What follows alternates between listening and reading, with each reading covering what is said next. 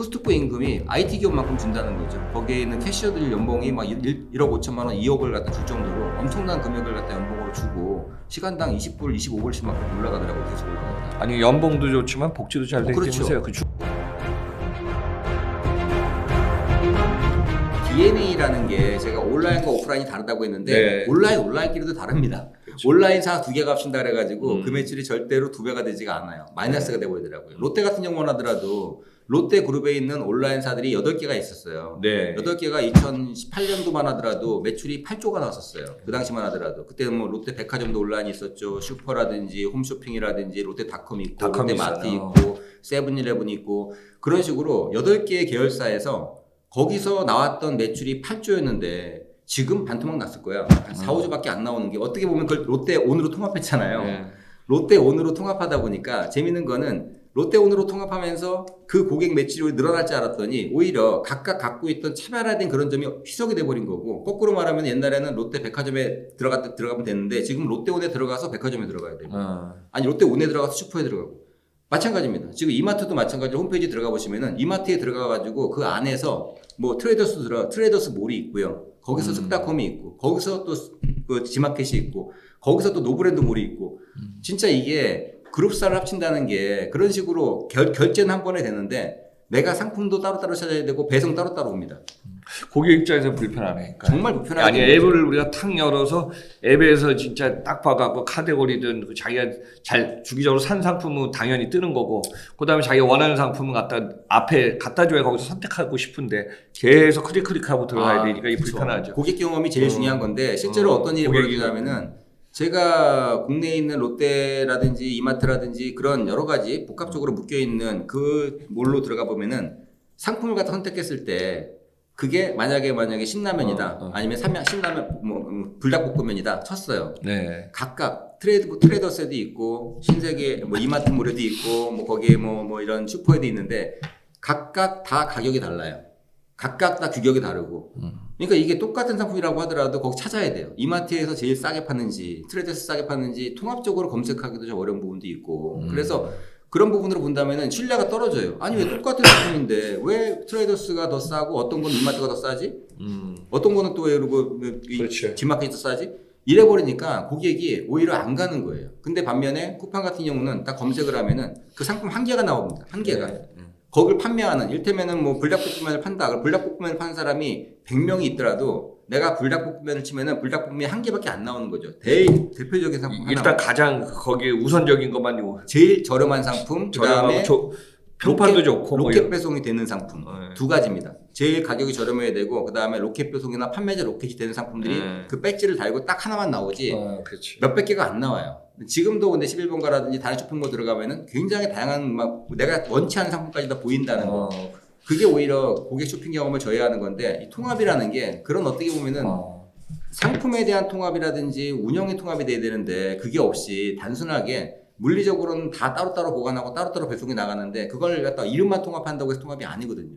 근데 거기에 비용만 몇천억을 썼어요. 그동안에. 롯데도 마찬가지고 이마트도 마찬가지고. 그러니까 그 비용도 마찬가지로 굉장히 발목을 잡고 있는 거고 그렇게 썼는데도 불구하고 매년 매출이 드랍되고 있다. 결과적으로는 착각하고 있는 것 중에 제일 큰 게 지금도 그 얘기를 하고 있더라고요. 지금도 이마트에서 자 앞으로는 이 G마켓은 초개인화 쇼핑몰로 그렇게 바꿔나갈 거고 그 다음에 이 쓱닷컴은 프리미엄 쇼핑몰로 바꿔나갈 거야. 지금 최근에 나온 게 그거예요. 전략이. 저는 그 말 자체도 이해가 안 가요. 뭐가 초개인하고 뭐가 프리미엄이야. 진짜 말 그대로 계획을 짜기 위한 계획이고 진짜 이론적인 얘기만 한다라는 생각도 들어요. 지금도. 제일 중요한 게 상품 차별화가 안 된 상태에서 거기서 무슨 마케팅을 잘한다고 내가 접속을 했을 때 이 사람한테 뭘 보여줘야지 아주 진짜 이론적인 말만 해서는 되지는 않는 건데 상품은 똑같은데 그거는 개인이 가서 상품을 찾더라도 우리가 지금 알리익스프레스 테무 가가지고 거기는 검색이 아니잖아요. 브라우징이잖아요. 내가 밤새도록 넘겨가지고 상품을 찾아야 돼요. 발견형 쇼핑이라고 그러죠. 근데도 불구하고 거기를 갖다 가요. 그 얘기는 거기만에 있는 차별화된 상품이 있기 때문에 굳이 그런 수고를 하는 거죠.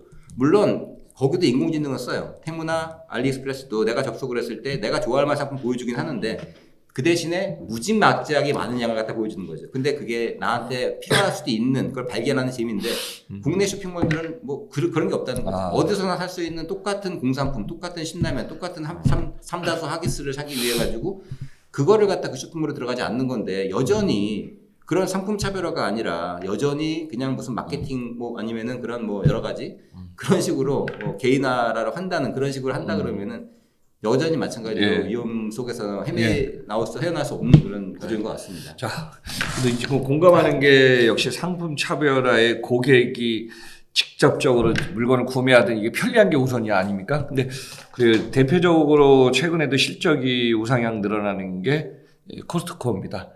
아마 글로벌 사업 매출 한 300조 원 정도 되는 걸로 알고 있고 한국도 뭐 5조 5천 6조 넘었거든요. 그리고 여기 같은 경우는 우리 방송에도 있지만 마 교수님하고도 있지만 상품 차별화하고 딴 데 없는 것만 팔잖아요. 주력. 그러다 보니까 전 세계 1위 매장이 양재점이 2위로 밀리고 세종점이 인구 38만이니까 1위가 한국에 다 있는데 또 하나 이제 최근에 사람들한테 많이 지금 뭐 다이소 갈까요? 저는 방송에서도 인터뷰할 때 다이소 간다 그랬어요.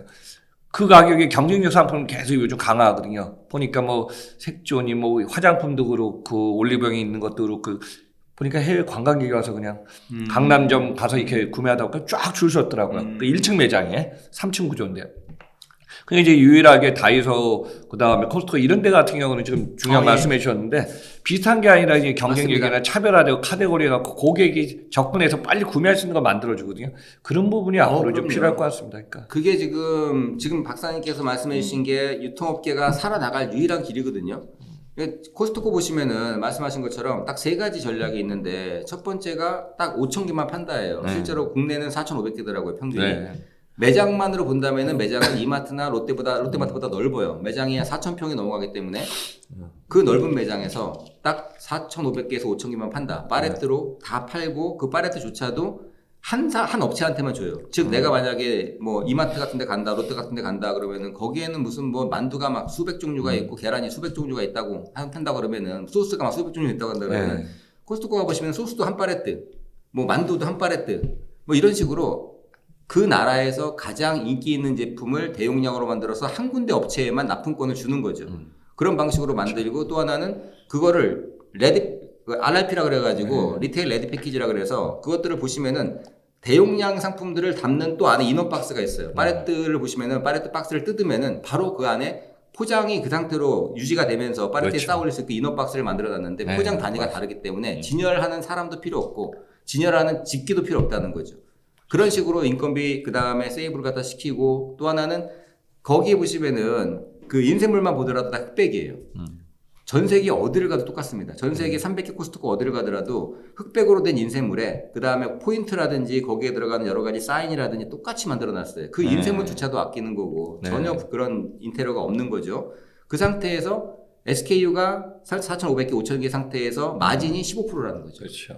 근데 여기서 중요한 게 일반적인 유통업체들은 마진이 25%에서 27% 받습니다. 매출 마진이. 물론 매출 마진이니까 매출 마진에서 여러 가지 다 띄고 나면은 아까 보신 것처럼 이마트 한때 5% 나왔던 게 지금은 이제 0.23% 나오죠.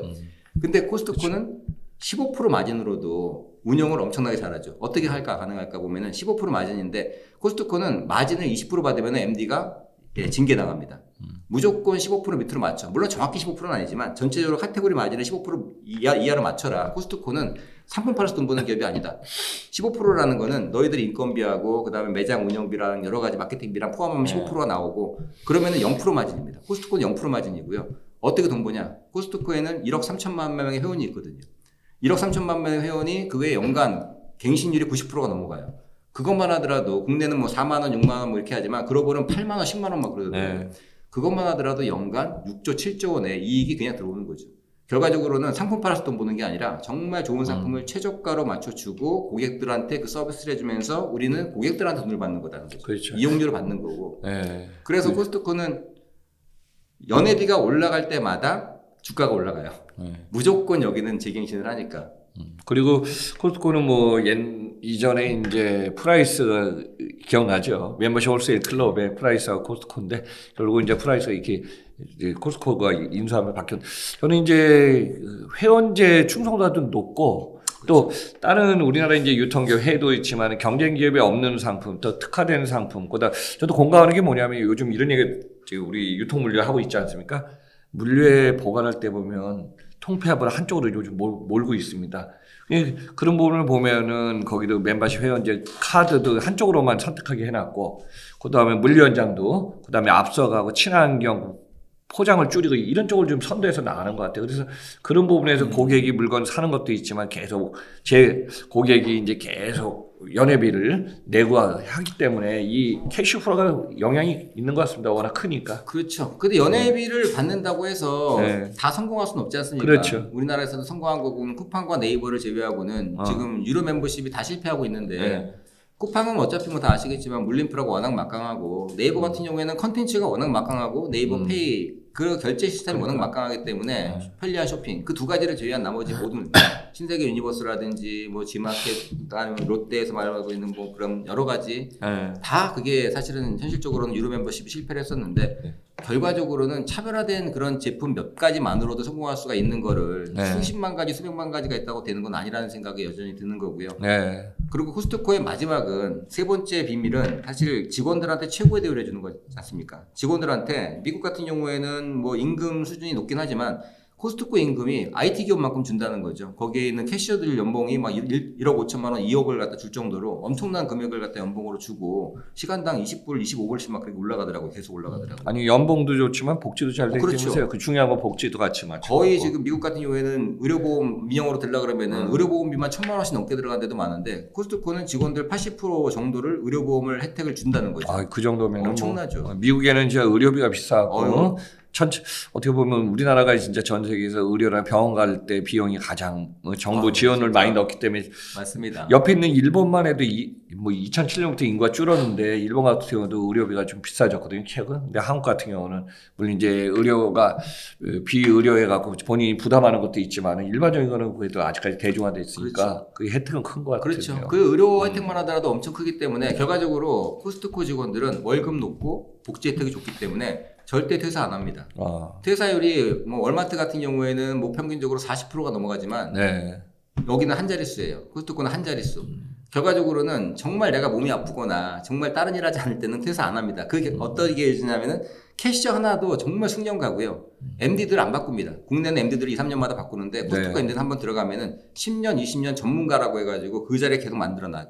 그 자리에 있게 만듭니다. 그러니까 분야별로 전문가를 만들어 줄 수 있다는 거죠. 그만큼 좋은 복지가 있으니까. 그 MD의 영향도 강하면서 권한도 주는 거네요. 엄청나게 권한도 주죠. 제 MD가 많은 걸 할 수 있게끔. 그렇죠. 근데 중요한 게 MD 같은 경우는 사실 이제 글로벌 이제 뭐 세션 같은 것도 하면서 서로 간에 상품 좋은 것도 수급해 오기도 하고 관리도 하고 그러는데 제일 중요한 거 SKU가 MD당 50개, 100개밖에 안 된다는 거. 100개 많아봤자 MD당 뭐 한 200개. 그러니까 내가 지금 이 시점에 런닝하는 거. 어떤 MD는 50개, 어떤 MD는 100개. 정말 작죠. 우리나라 같은 경우에는 저도 MD 생활해봤지만 MD가 맡고 있는 SKU가 평균적으로 뭐 한 1, 2만 개는 기본 넘어가 버려요. 런닝하는 거는 한 2, 3천 가지. 그 다음에 거기에 또 이제 장부에 마스터에 적혀 있는 것까지 한다 그러면은 마트 하나에서 한 80만 SKU, 100만 SKU. 마트에 구성되고 있는 건 5만 SKU지만 실제로 그 마스터에 들어가 있는 마트에 진열되어 있지 않은 상품들을 따진다 그러면 패션까지 합치면 200만 가지가 넘어가고요. 패션을 제외한다고 하더라도 한 70에서 80만 가지 상품을 그걸 MD가 관리해야 돼요. 그럼 MD 한 명당 한 몇만 가지 상품을 관리해야 되기 때문에 솔직히 말하면은 관리 자체가 어렵죠. 근데 코스트코는 진짜 뭐 1, 200개만 관리하면 돼. 분석이 필요 없어요, 사실은. 그런 뭐 데이터 분석도 필요 없고 그런 분석 시스템도 안 돼 있습니다. 솔직히 말하면 코스트코 가보시면은 그 본사 쪽 가보시면은 시스템 자체가 정말 낙후되어 있다고 생각해요. 아무런 시스템도 없이 MD가 그냥 엑셀로 감으로 하는데 몇백 개밖에 안 되니까 눈 감고도 할 수 있다는 거죠. 거기다가 10년차 MD, 그런 MD들이기 때문에. 마찬가지로 물류 역시도 자동화 아무것도 없습니다. 코스트코 물류센터는 컨테이너로 들어와가지고 컨테이너로 빠져나가기 때문에 그냥 들어오자마자 트랜스포 센터죠. 물류센터 자동화할 필요도 없고요. 물류비가 효율이 굉장히 좋아요. 점으로 들어갈 때도 컨테이너로 들어가고 바렛도로 진열하기 때문에 너무너무 물류비가 세이브가 될 수 있는 중요한 구조라는 거죠. 그렇죠. 저기 항만에 도착해서 전별 배송하고 그렇죠. 그 다음에 이제 내리면은 포크 리프트에서 위에서 쌓아 올리면서 밑으로 내려오는 구조니까 이거는 그러니까 유통 물류 이제 다양한 분들이 보시는데 시간이 지나면서 상품 종류가 많아지니까 다 품종 소량이 일반화돼 있다 보니까 MD도 그렇고 물류 현장도 보면은 이제 잘 파는 상품군도 이제 지금 조정하지 않습니까? 근데 여기는 상품 라인업도 그렇게 많지 않고 집중할 수 있으니까 여기는 소품종 다량이라고 그렇죠, 보면 되겠네요. 그러니까 MD가 잘할 수 있는 것만 자기가 여기 성공하면 글로벌에도 뿌릴 수 있으니까요. 그렇죠. 이게 영향이 크네요. 맞습니다. 통상적으로 그 한 5천 개 상품 중에서 4, 5천 개 중에서 절반 정도는 그 해당 국가에서 사입을 합니다. 해당 국가에서 대량으로 사입을 하고 나머지 한 절반 정도는 글로벌에서 가장 인기 있는 상품들을 똑같이 표준화 시켜놨어요. 그렇죠. 똑같이. 그렇기 때문에 우리가 생소한 상품도 많이 있고 뭐 그리스산 뭐 유기농 오일이라든지 뭐 스페인산 무슨 뭐 생선 소스라든지 진짜 안 팔릴 만한 상품들도 있는데 본사에서는 이거는 글로벌 표준이야. 이건 무조건 진열해야 돼. 폐기해도 괜찮아. 그 정도의 가치가 있는 상품들 갖다 놓겠다. 그렇기 때문에 고객들도 코스트코 상품이라면 믿고 사는 거죠. 커크랜드라는 그 코스트코의 PB 그 가치만 하더라도 진짜 뭐 10조가 넘어갈 정도로 엄청난 가치 인정받지 않습니까? 커크랜드 그러면은 보지도 않고 사잖아요. 그냥. 이 커크랜드네. 그 정도로 사실은 가치 있는 상품을 저렴하게 줄 수 있다 그러면은 사실 뭐 이런 뭐 인공지능이나 자동화나 필요가 없다고도 봅니다. 다이소도 마찬가지 맥락이고요. 다이소도 한때는 걱정을 했었는데 오히려 뭐 테무라든지 알리익스프레스에서 그런 아동 제품이라든지 장신구라든지 거기서 이제 막 계속 불량 상품이나 위해 상품 이슈가 터지니까 똑같은 상품이라고 하더라도 겉모양만 똑같고 최소한도 이 다이소에 들어온 상품들은 철저하게 검토를 하고 KC마크 인증받고 각각의 거기에다 성분명 검사 다 하고 그렇기 때문에 믿을 수 있게 구매할 수 있다는 거 이게 굉장히 또 커진 요인이 된 것 같아요. 예, 그래서 제가 국내 코스트코하고 다이소가 저거 차별화된 상품도 경쟁을 뭐 다이소가 올해 목표대로 가면 한 60개 매장이면 1,580개고요. 이미 2023년에 매출이 2조 9천에서 3조 4천 나왔거든요. 그래서 올해 한 10% 이상은 제가 볼 때 성장하면 4조 원대까지 갈 것 같고 여기 중요한 거는 이제 물류센터를 확장하는 게 중요한 거거든요. 근데 물류센터 지금 세종시 우리나라 전 세계 이제 1위 매장 코스트코에 들어가 있는 38만 인구가 뭐 엄청 늘어났으니까 거기에 물류센터를 중간에 허브로 해갖고 2020 올해가 4년이니까 25, 26년 정도 이제 거의 준공 나오고요. 또 양주 좀 딜레이 됐던 들어봤더니 양주 센터가 계속 이제 그게 진행되면 중요한 거죠. 부산은 뭐 만들어 놨으니까. 그래서 그런 쪽에서 이제 물류를 좀 속도 내려고 한 거고. 그리고 작년 이거는 얘기 중에 작년 12월 15일 날 온라인을 안 할 수가 없으니까 온라인을 했는데 그게 뭐 성공했다 안 했다 진행형인데 거기도 매출 규모의 목표는 2에서 3% 목표를 했는데 그거 지금 달성하기 위해서 좀 현장에 계신 분들 물류 전략 담당들은 노력하는 것 같습니다. 그래서 뭐 다이소 우리가 이제 코스트코 이런 기업들도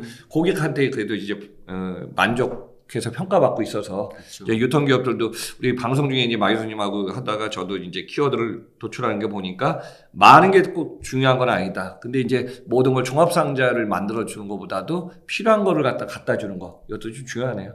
예. 맞습니다. 뭐 이마트 그룹이 이렇게 업계 전반적으로 힘들어진 거 그 투자를 많이 하고 인수합병하고 여기에 이제 사업에 대한 효과가 있냐 없냐 그런 얘기를 한번 좀 집중적으로 좀 얘기해봤습니다. 여러분들과 지금 유통 상황은 지금 시각과 변화하고 있기 때문에 그런 점 봐주시면 좋을 것 같습니다.